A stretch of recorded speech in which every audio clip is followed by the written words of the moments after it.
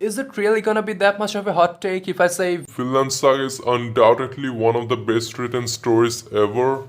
and also I'm not even saying one of the best seinens, cause yeah, it's just a great fucking story overall, regardless like what genre it's of. I mean just look at the mall members count of Vinland Saga for season 2. It hardly you can say a lot compared to like other big franchises like AOT, FMAB, Code Geass, Steins Gate, blah blah blah.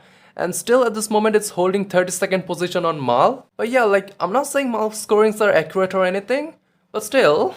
Also, if we look at the IMDb list, it's on 84th position as of now, which believe me when I'm saying is fucking insane, dude. So my point is that most of the people, I'm saying most, not all, so most of the people who watch or watched Vinland Saga usually like it, even though not a lot of people actually watch it, and that's a very good sign. I mean, the less popular a show is, the less toxicity it will get. But, just like any other form of media, there will be haters, but chotomate? Hater is a strong word, and even though there are people who actually wholeheartedly hate Vinland Saga, just for my sake, I'm gonna pretend like they don't even exist. Yeah, you guys who are watching this video are like Vinland Saga haters, you don't exist in my world, okay? Yeah, like not at all. That's exactly why I put the video title as people who dislike, not hate. Yeah, fuck, I know it's just a me thing, I guess, copium or whatever, I don't care. So yeah, basically what I've seen so far is that most of the people who don't like Finland is for the sole reason of the Viking setting. And to be completely honest, I'm not a big fan of Viking stuffs. Scratch that, I'm not even a little bit fan of the Vikings to be precise, cause like, that's not even a thing to consider about, you know? Cause here in Vinland Saga, basically it's all about showing that war is a bad thing, haha, like as if no one already knows that, right? I mean yeah, I can understand that almost everyone already knows how bad war is, but still, when it comes to storytelling, everything depends on how you present it in front of the audience. And based on that, you as a viewer are supposed to experience how much bad it actually is as if you are right in that situation. So as an author, for writing a story like that, one needs to have a plot and characters people can actually relate to. And exactly for that reason, I think choosing the Viking era was the perfect choice for this story. And why is that, you ask? As for me personally, I think cause people at the end of the day still love to watch violence in any kind of form of medium. So like to grab the viewer attention, I feel like Makoto Yukimura sensei, I mean the author, chose the most brutally violent era and people ever existed on this planet. I'm talking about raw violence, by the way. And that is the Viking era.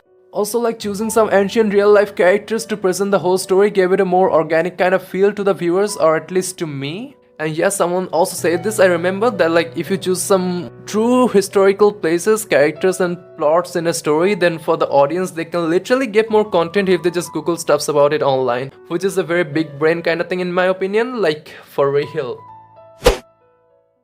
Too much violence, huh?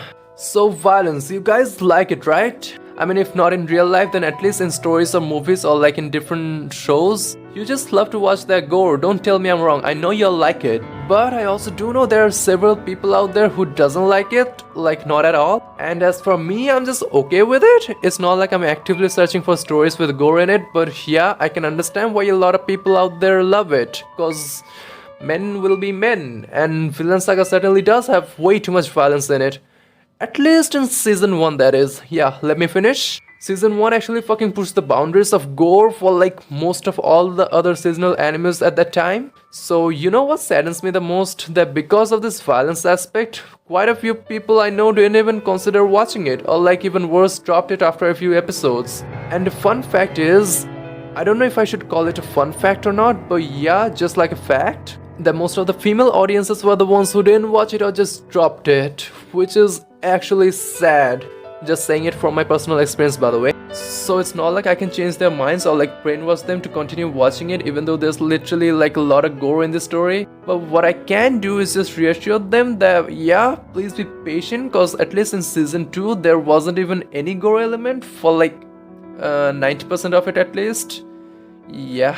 But even saying that, I can't deny that yeah, it's basically revolving around the aspect of violence itself, so there's no way running away from it if you do watch it, that is. But I still would have forced you all to actually watch it if I could meet you guys in real life, cause yeah, it's a great fucking story, lamau. I mean like yeah.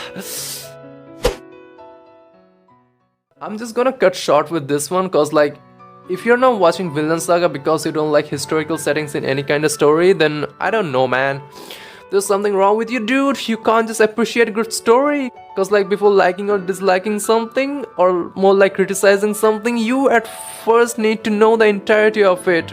Cause come on man, you can keep your opinion like that to yourself, but that doesn't gonna mean a shit to literally anyone. So yeah. Okay, so about that, yes, it is kinda true. Thorfinn was literally shit in season 1, I admit it. But you know what? If you haven't already seen season 2 or read the manga yet, then you surely don't know that it was fucking needed. Thorfinn had to be a shit of a MC for what he became in season 2. And then if you think like, why didn't he just listen to his fucking father to begin with? Then let me ask you first, do you really think it's normal for a kid to listen and obey their parents when they say some bullshit stuffs to them? I mean bullshit from the perspective of the kiddo. They just don't listen. Just like how Connor said, if you know about trash taste that is. Kids just usually don't listen to whatever the fuck their parents say at first. But when they get a bit older, they realize, wait a sec, they were right. Not all the kids though, cause like unlike me, who understands everything from the day he was born, haha, a little bit of self-promotion there. Self-promotion. But yeah, what season 1 did give us was fucking Askeladd or like Ashlat though. What else do you want, amigos? Just be satisfied with that, you morons. Did you notice the exclamation mark there in the segment title? I'm so disappointed in so many people now, like what the fuck? It seems like people can't really digest the fact that how season 1 Thorfinn ended up becoming the season 2 Thorfinn. Alright, I'll try something different here with this segment cause I can't really understand how a normal human being not understand that this was the inevitable outcome for Thorfinn.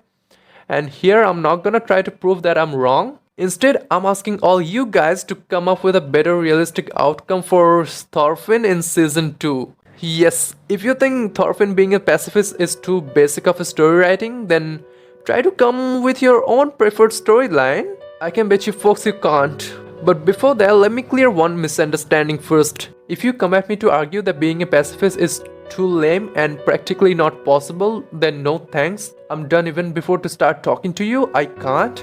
There's literally nothing that can change you if you keep believing in that ideology of yours, cause you know what? Wait, that's my last point after all. So let's just continue it there.